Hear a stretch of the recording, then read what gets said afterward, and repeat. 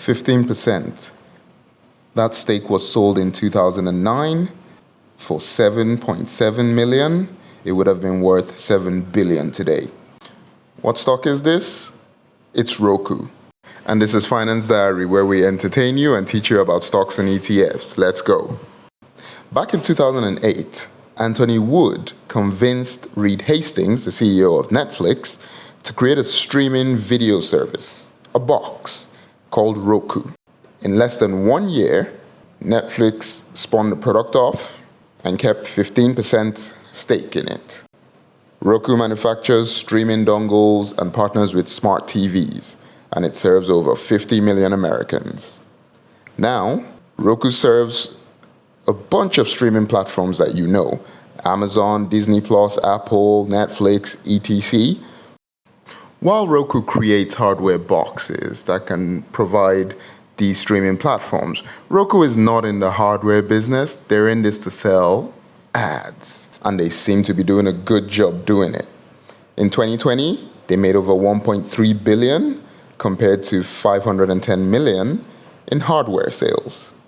The next big thing Roku is looking at is creating content, but they're not going to be competing with Netflix and Disney. It appears they might be making much lower quality content.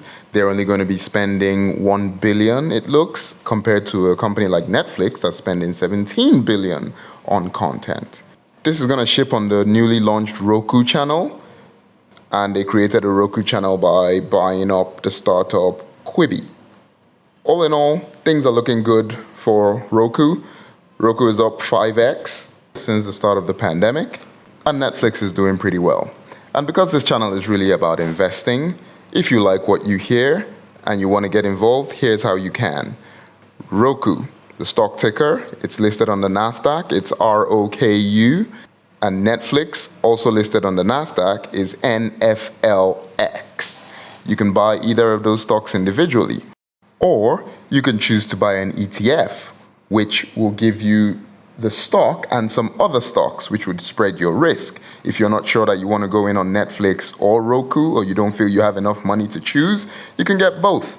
For example, you could buy SUBZ, I like to call it. It's the Round Hill Streaming Service and Technology. So it's an ETF with streaming services in them. You could also get ILCB. That's the iShares Morningstar US Equity ETF. SUBZ is really focused on the streaming items. So it has Fubo TV, for example. It has Spotify.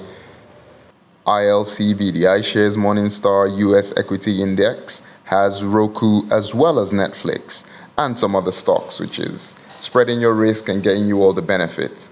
So you could get either of these. Let us know in the comments what you think. Let's know if you would have held your shares. Would you have been courageous enough to hold your shares so long?